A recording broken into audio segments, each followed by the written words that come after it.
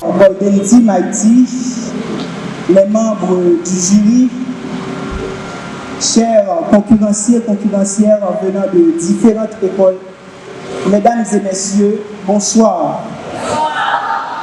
Alors, je suis Jocelyn Antoine, représentant de l'institution du Bon Pasteur de Marianne, accompagné de ma collègue Dossou Margouri.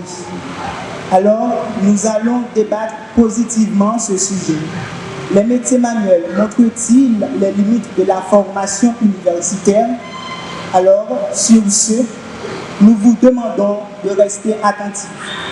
Les métiers manuels montrent-ils les limites de la formation universitaire? La société a longtemps représenté les métiers manuels face à la formation universitaire. Par formation, professionnalisme, on désigne souvent toutes les personnes qui pratiquent explicitement à l'exercice durable de travail organisé et reconnu. Elle comporte en général plusieurs dimensions. Le développement des connaissances nécessaires à l'accomplissement de l'acte professionnel pour le savoir, l'appropriation des connaissances qui fondent cet acte, ce qu'on appelle le savoir, et la socialisation, c'est-à-dire l'acquisition des valeurs et attitudes spécifiques au groupe professionnel, ce qu'on appelle le savoir-être. Parmi les formations universitaires, on distingue des formations professionnelles centrées sur la préparation à une profession, des formations académiques centrées sur une discipline et couronnées par le cycle doctorat. Les métiers manuels sont des professions qui habitent une certaine habilité et qui impliquent souvent la réparation ou la recréation d'objets physiques. Certains disent que les métiers qu'on exerce avec la main appartiennent à ceux qui ne font pas fait de grandes études. C'est ainsi qu'on nous a posé cette question. Les métiers manuels montrent-ils les limites de la formation universitaire? Les métiers manuels ouvrent-ils une formation que l'on amène à ceux que l'on mène directement à une formation à l'université? C'est sur cette série d'interrogations que nous allons porter le débat et la discussion. En Haïti, les métiers manuels sont souvent représentés. Selon vous, entre l'agriculture et l'agronomie, qui est le métier le plus ancien? Pour Mathieu Food, il n'y a pas de doute. Les métiers artisanaux sont les plus signifiants. Il entend tous ceux qui ont fait une activité favorise.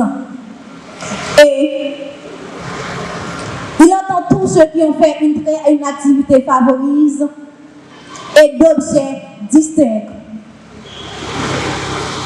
Plombier, maçon, mécanique, électrique, pour ne citer que ceux-là,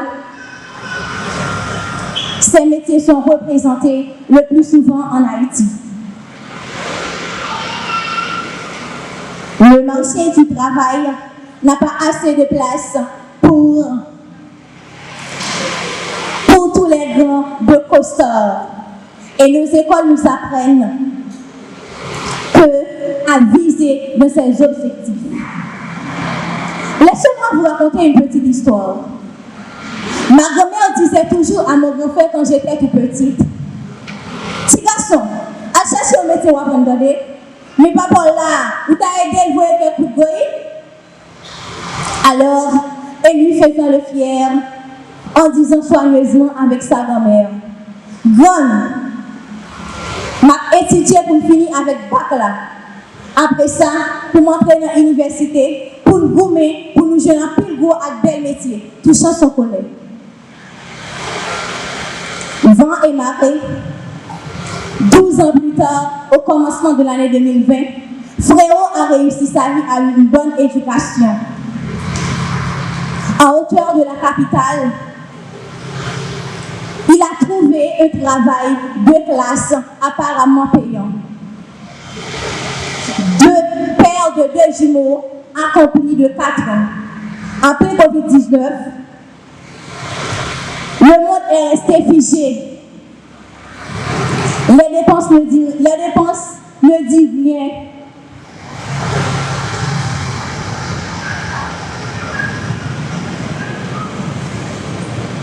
Grâce à son professionnalisme, il a su conserver son poste dans un Haïti où la pandémie a eu son mot, dans le taux de chômage qui augmentait.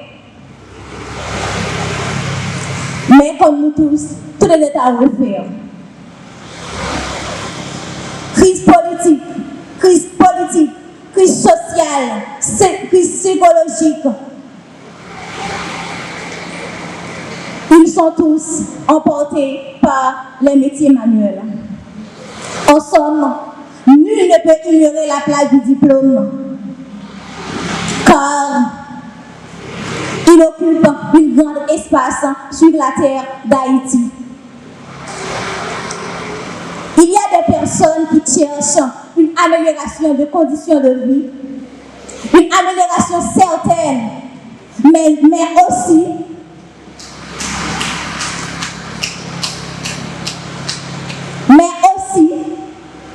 il vise à garder sa vie comme il faut.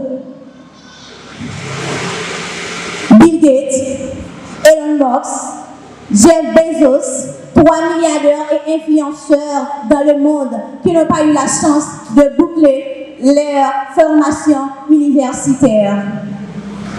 Les métiers manuels contribuent à notre réussite dans la vie universitaire. Dans le cas contraire, ils nous offrent peu de barrières, que de solutions. Revenons au moment du coronavirus. Une couturière restée à ce moment à travailler, à produire des cache-nez. Lui-même, le professeur d'école, Chita, l'attend pour l'école ouvrir pour capable de jouer une petite. Après tout, nous pouvons dire oui, les métiers manuels montrent les limites de la formation universitaire. Merci de m'avoir prêté l'oreille.